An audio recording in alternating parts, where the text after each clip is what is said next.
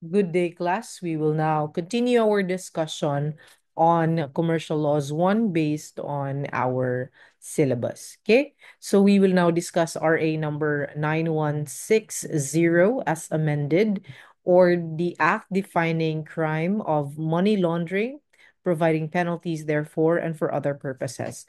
This is otherwise known as the Anti-Money Laundering Act of 2001, or ang sikat kaayo no nga AMLA. Okay, we call this AMLA. Now, Section 2 of the law provides that it is the policy of the state to protect and preserve the integrity and confidentiality of bank accounts and to ensure that the Philippines shall not be used as a money laundering site for the proceeds of any unlawful activity. Consistent with its foreign policy, the state shall extend cooperation in transnational investigations and prosecutions of persons involved in money laundering activities wherever committed. Okay? Note that the Anti-Money Laundering Act aims not just to stop money laundering itself, but also to help prevent the crimes that produce the dirty money in the first place. So, kaning money laundering, this typically happens in three stages, okay? Ang una na is the placement, followed by layering and then integration. When we talk about placement, no, this is when the money from illegal activities, usually cash na siya, no, is first introduced into the financial system. This is done by depositing it in the bank. Okay? So, nanay kwarta from illegal activities, cash na siya usually, and i-introduce na din siya in the financial system through the depositing into a bank. Okay? And then the next stage of money laundering is layering. So here, the money is then moved around through various transactions, often across different accounts, assets, and countries to hide its origin and break the paper trail. Okay? And then ang last nga stage is the integration. Here, the money is returned to the criminal in a way that makes it appear legitimate with no trace to its illegal source. So daghan mga movies no ngayon ana ang pamaagi sa pag-legitimize sa income. So they launder it. For example, no, ang iyang business is drugs. What that person would do from the proceeds, no, ana nga drugs is i-deposit sa bank. Once deposited, iya kunuhay nga i-create og business.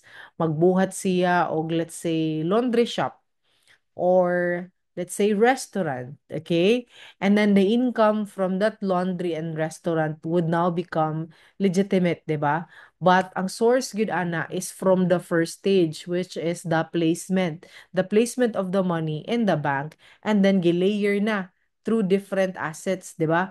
So gabuhat na siya let's say og another business which would also make proceeds, and then the proceeds would now reach the third stage, which is the integration. Mabalik na ang kwarta to the criminal in a way that makes it appear legitimate and there will no longer be trace of its illegal source. Okay?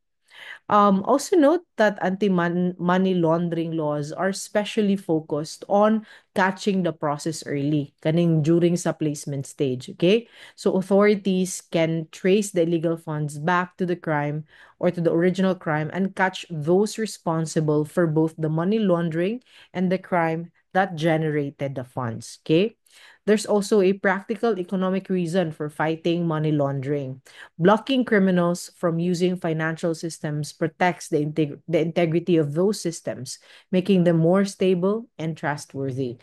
It also ensures fair competition since the criminal businesses using laundered money don't compete fairly with law-abiding enterprises that earn profits the legal way. This is actually true, no? Nindot kaayo ang policy aning balaod na kita yung taong mga ordinaryo nga mga entrepreneurs muna sa itong ginhawa, no, to earn profits, but kaning mga money launderers are easy money kayo ang ilahang pamaagi ba. So nindot ang palisiya sa gobyerno when they drafted AMLA. Okay?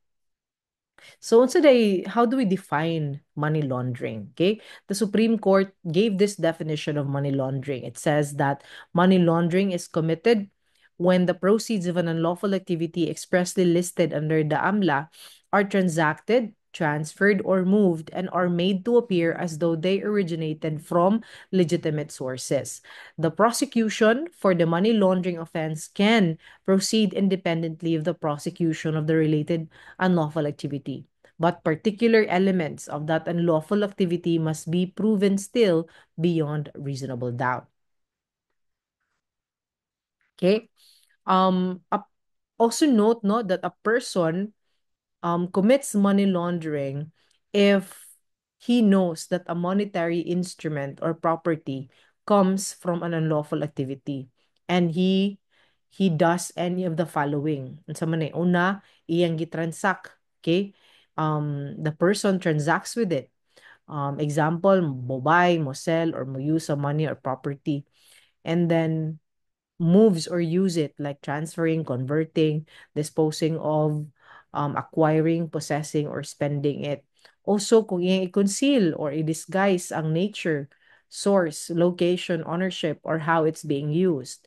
Also, when he attempts or plans to do any of the acts listed in the law, such as katong iyang i-transact, iyang i-transfer, i-convert, iyang i-hide, i-conceal.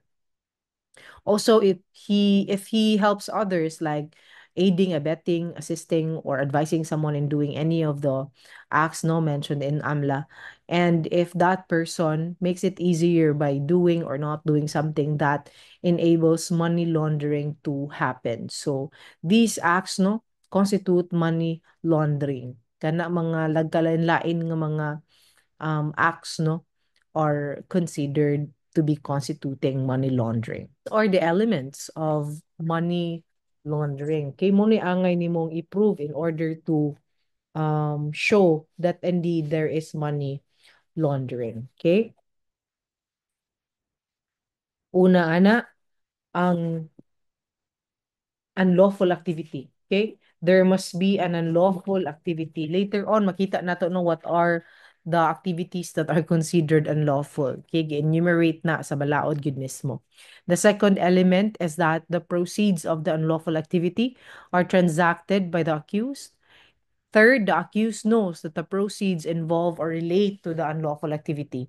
And fourth, the proceeds are made to appear to have originated from legitimate sources. Okay?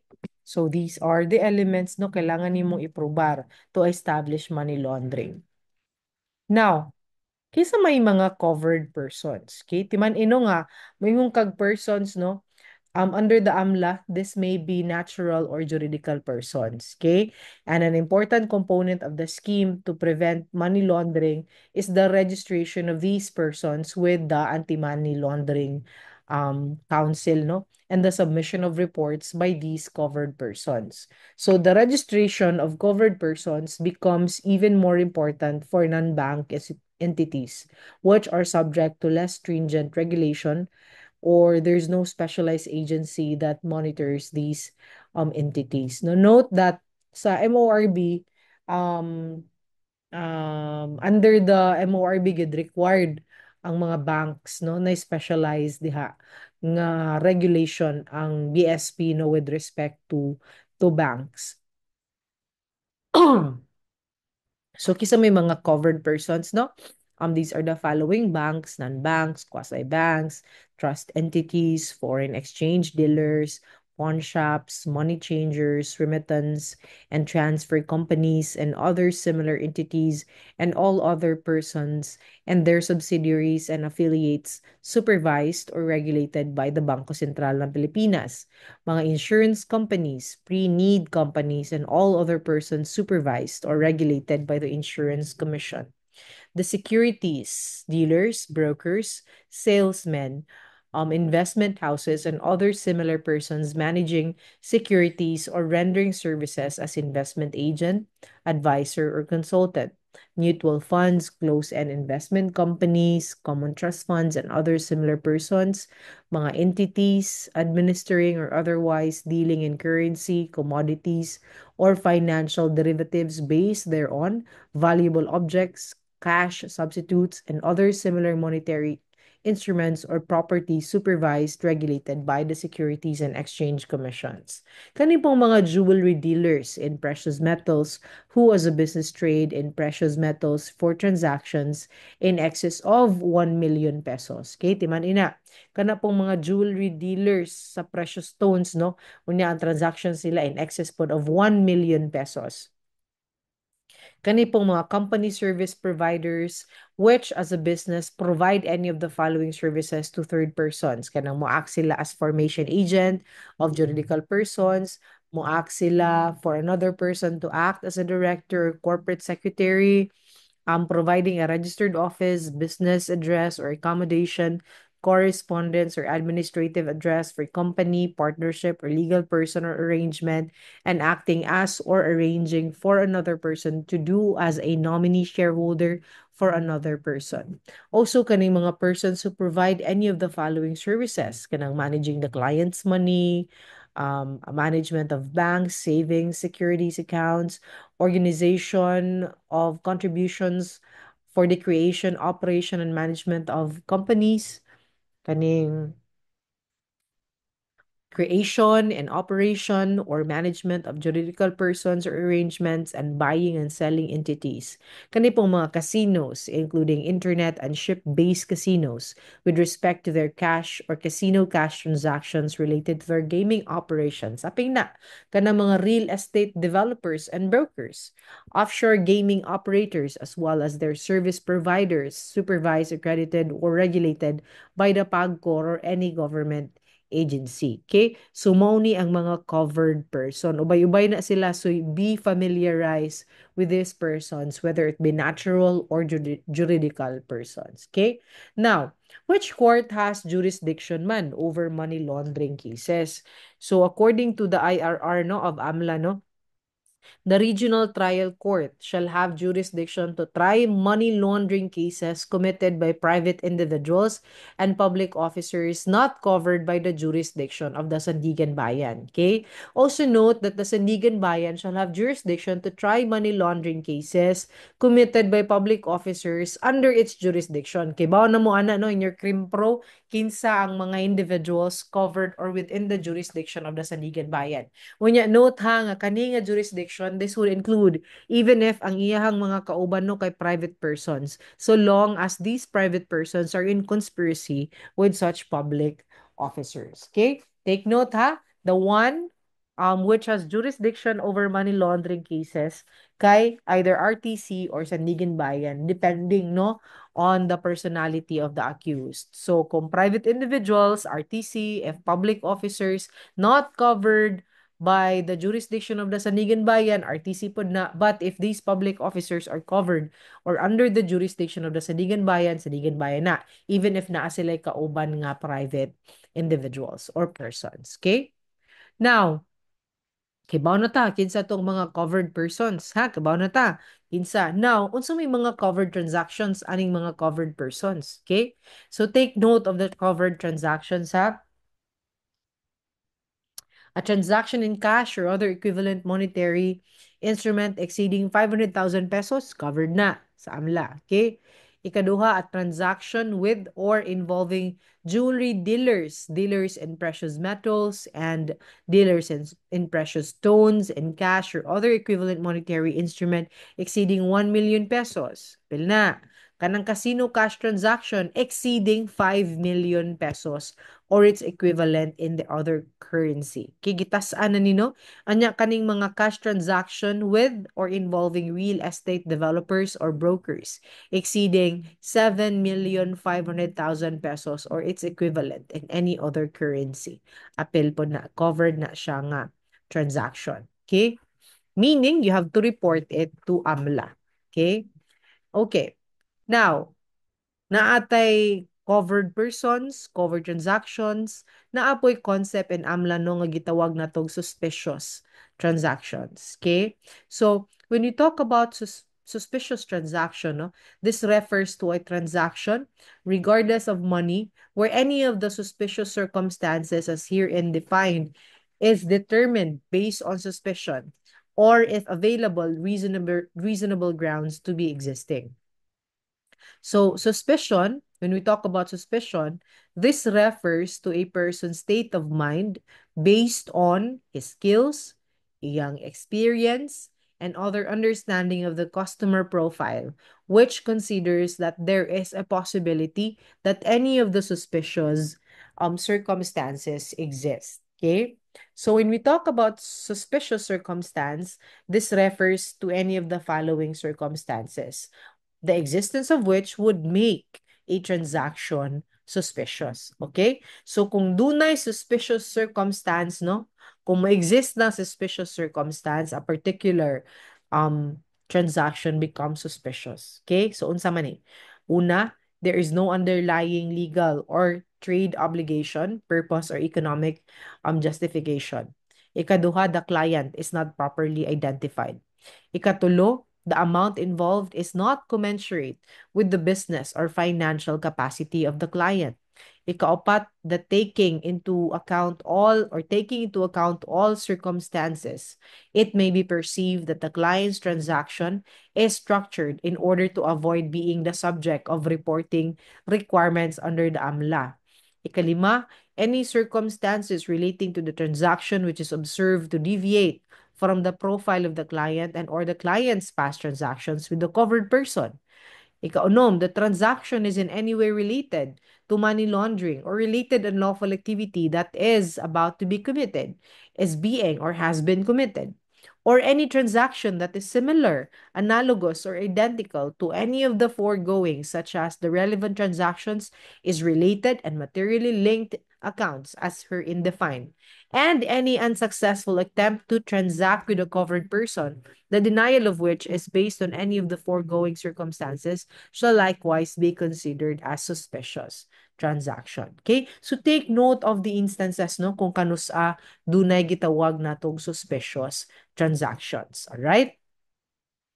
Now, we also have the concept of safe harbor. Okay? The safe harbor provision no, is provided under the Anti-Money Laundering Act. No? This actually intends to shield persons and entities from administrative, criminal, or civil liability for making a covered transaction report in the regular performance of duties and in good faith. Okay? So the IRR of AMLA provides for the safe harbor provision.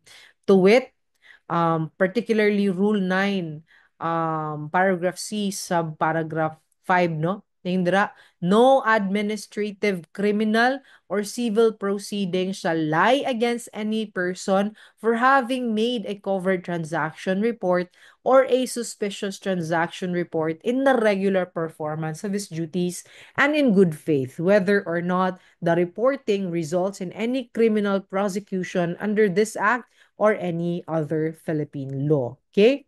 It must be noted that when reporting covered or suspicious transactions, covered institutions and its officers and employees are prohibiting from communicating to any person or media of such fact and from publishing or airing such report by the mass media, mga emails, or through other devices. Okay?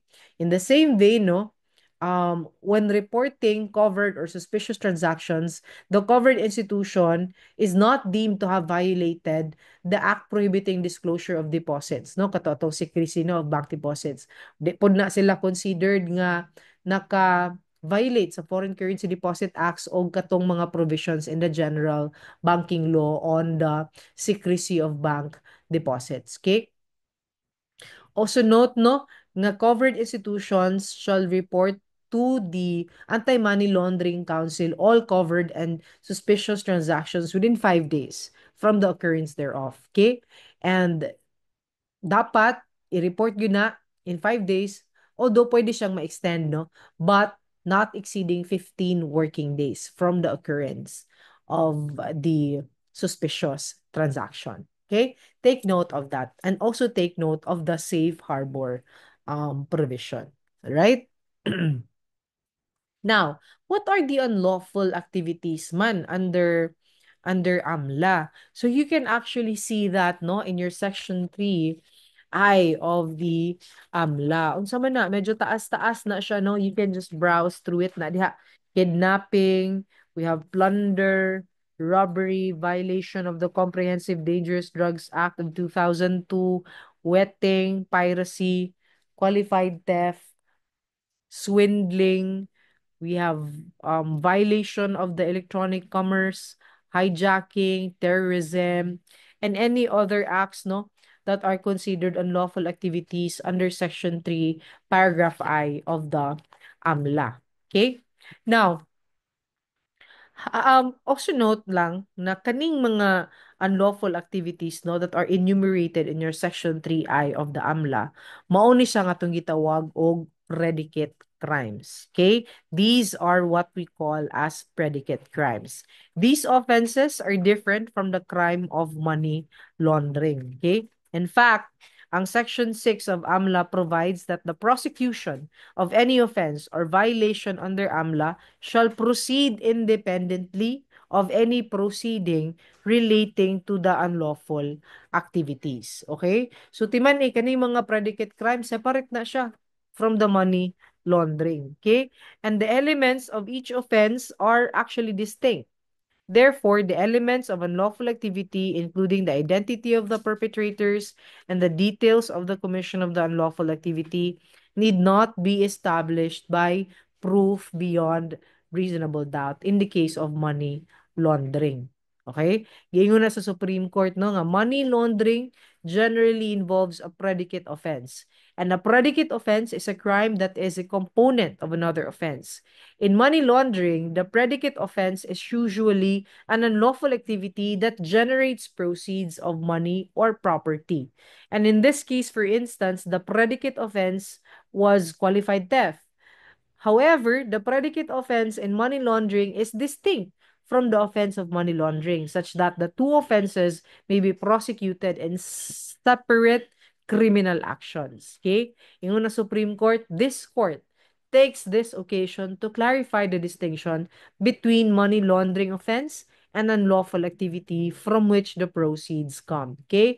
So the Supreme Court in the case of Lingad versus People, ningon siya nga these predicate or related crimes or offenses that involve proceeds, any amount or type of money or property that can be laundered. Okay? Section 3F daw of the AMLA defines proceeds as an amount derived or realized from an unlawful activity. In turn, Section 4 of the law only provides for one that commits money laundering when they transact the proceeds knowing that this came from an unlawful activity. It does not require that the money launderer should have committed the unlawful activity. It only states that the money launderer should have known that the proceeds came from an unlawful activity. The offense, likewise, that does not require the identity of the persons who commit the unlawful activity. It only requires that the proceeds come from such unlawful activity. Okay? The Supreme Court further said that reading of the listed unlawful activities and the nature of the money laundering reveals that money laundering may involve a situation where the predicate unlawful activity is not necessarily committed by the money launderer. The unlawful activity may be a separate crime, possibly committed by a different person. Posible man because kaning mga unlawful activities can be done by pagalitan sa imong amo baron and then you are now requested by your amo to launder the proceeds of the illegal activity. So dili necessary nga same person ang ni launder sa kwarta, okay? Um, therefore, niingon ang Supreme Court na an element of the money laundering offense is that the money or property involved constitutes proceeds from an unlawful activity. Necessarily, it must still be proven beyond reasonable doubt that the money or proceeds forms or the money or property forms proceeds from an unlawful activity. Okay?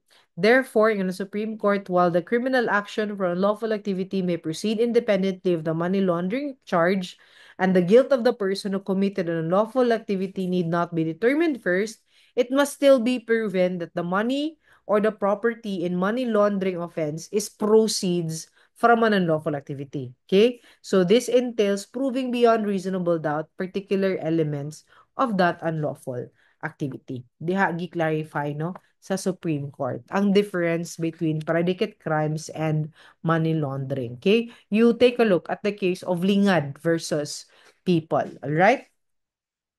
Now, let's proceed to the authority to inquire, freezing, and forfeiture with respect to the proceeds of money laundering. Okay?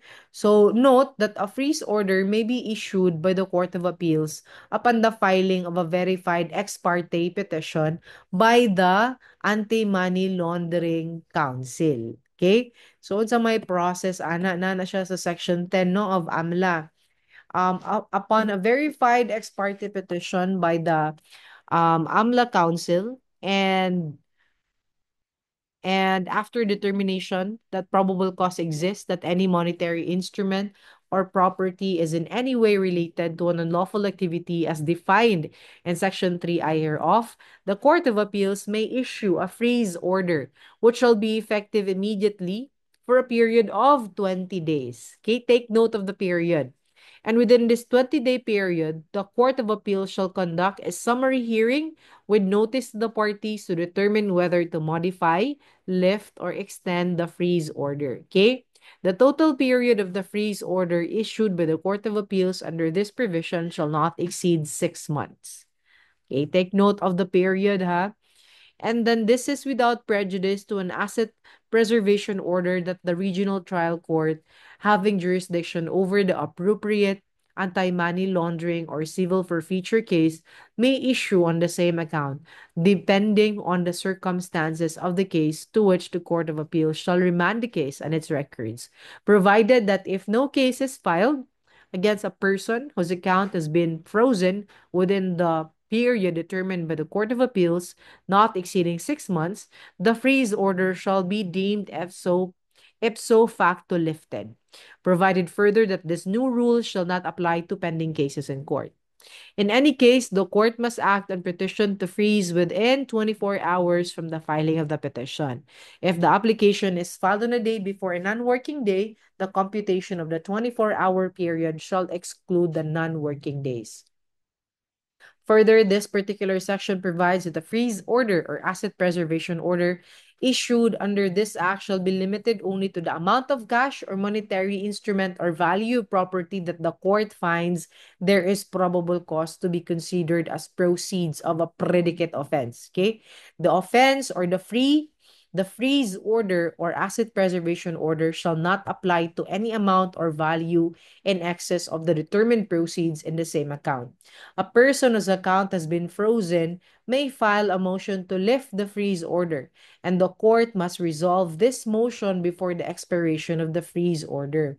No court shall issue a TRO or temporary restraining order or a writ of injunction against any freeze order except the Supreme Court. Okay? For purposes of implementing targeted financial sanctions in relation to the proliferation of weapons of mass destruction and its financing, as provided under Section 315, the 3, paragraph 15, the Anti-Money Laundering Council shall have the power to issue ex parte an order to freeze without delay. The freeze order shall remain effective until the basis for its issuance has been lifted.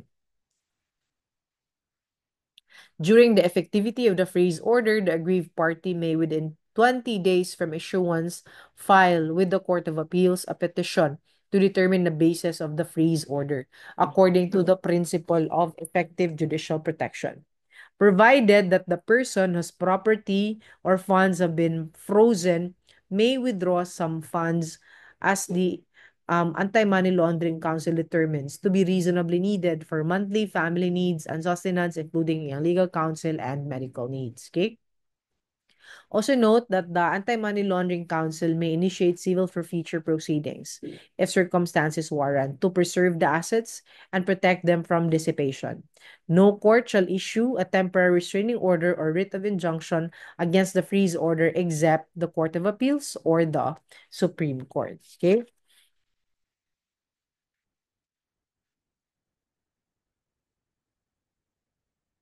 Okay, how do we define a freeze order? When we talk about freeze order, this refers to this refers to a provisional remedy aimed at blocking or restraining monetary instruments or properties and any way related to an unlawful activity as defined by the AMLA or in the AMLA from being transacted, converted, concealed, moved, or disposed without affecting the ownership thereof. Okay?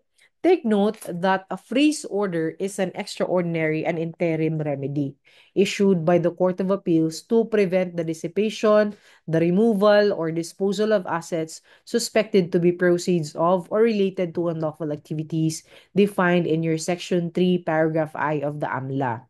Its primary objectives, no, or objective is to temporarily preserve monetary instruments or property connected to unlawful activity or money laundering by restricting the owner's access or control over them during the effectivity of the order. This remedy is preemptive in nature. Okay? It is intended to stop the owner from using or hiding the property, thereby supporting the state's effort to build its case for for future proceedings and or prosecute the involved party. Section 10 also of the AMLA provides that a freeze order, asset preservation order, should apply only to the amount of cash, di ba niya? To the amount of cash, mga monetary instrument, or property value for which the court finds probable cause to believe that it constitutes proceeds of a predicate offense. Okay? The order shall not cover any amount or value in the same account that exceeds a determined amount linked to the unlawful activity. So medyo crucial no ang determination kung unsaon nimo o kung how much ang value sa proceeds anang predicate crime or unlawful activity. Note also no that a person whose account has been frozen may actually file a motion to lift the freeze order, and the court must decide on it before the order expires. If the Court of Appeals extends the freeze order, the pending motion is considered denied even without a formal ruling. Okay? However, ang kanang person no nga ning nga subject to the freeze order, he may still file a motion for reconsideration, and the court may actually shorten or modify the extended freeze order if strong arguments are actually presented. Also note that for freeze orders involving the financing of weapons of mass destruction, the usual 20-day and 6-month limits do not apply. These freeze orders remain in effect until the reason for issuing them is removed. That's provided for in your Section 10, okay? The affected party may file a petition with the Court of Appeals within 20 days from the issuance of the freeze order to challenge the basis thereof, okay? Following the principle of effective judicial protection. Furthermore, also note that a freeze order does not require a separate criminal case or a conviction. The key question is not whether a crime was committed, but whether the account or property is connected to any illegal activities listed under the AMLA. Okay? When we talk about probable cause, no, in this context, no, this means that there are enough facts to make a reasonable person believe that a crime is involved and that the property is related to it. Ang standard ani no in the AMLA is different from the probable cause needed to file a criminal case. Okay? And also, ang Supreme Court gi-emphasize pod no nga kanang mga Senate reports like any other evidence must be examined carefully by the court, and the court has the discretion no, to accept or reject these Senate reports, okay, in the determination of whether or not a person is actually guilty of the violation of AMLA. Okay, so take note of that. And right, finally, concept of forfeiture, no? The forfeiture provisions is provided for in your section 12. Okay, under section 12 of the AMLA, the Anti-Money Laundering Council may file a verified ex parte petition for civil forfeiture with the proper court. Although the Office of the Solicitor General, upon a finding of probable cause that a monetary instrument or property is connected to an unlawful activity or money laundering. So this is through the Office of the Solicitor General. So, under this section, again, si Anti-Money Laundering Council, through ni Solgen, no, pwede siyang mo file og ex parte petition for civil forfeiture. Okay? The forfeiture may cover other assets of equivalent value if the original property is lost, destroyed, hidden, transferred, or commingled with other assets, making it difficult to identify. Same concept atong PPSA, no? Also, individuals claiming ownership of forfeited property may file a verified petition within 15 days from the finality of the forfeiture order to prove their legitimate interest and request segregation or exclusion of such property. If forfeiture is no longer possible, um, probably because of concealment, destruction, or removal, the court may instead order the offender to pay the value of the property. Okay? Also note that no temporary restraining order or writ of injunction may be issued against an asset preservation order except by the Court of Appeals or the Supreme Court. Also, for civil forfeiture to proceed, there must be a suspicious or covered transaction report deemed suspicious upon investigation, and there must be a court-ordered seizure of the related property. Okay? Most importantly, timan nga civil forfeiture may proceed independently of a criminal case or conviction. Okay? Timan na ninyo nga mga concepts. Also, timan nga under Section 16 of the AMLA, this provision prohibits the use of the law for political harassment, okay? Especially during the election period where no money laundering case or asset forfeiture may be filed against a candidate to prevent abuse. Okay? So giklaro gyud na diha na. So in order to have really a full grasp no of the AMLA, basahan ninyo provisions, dali ra kaayo, and then try to supplement it with our discussion today. Okay? I hope you learned something, no? And I will be discussing later on the NIL and FRIA. Okay? Thank you.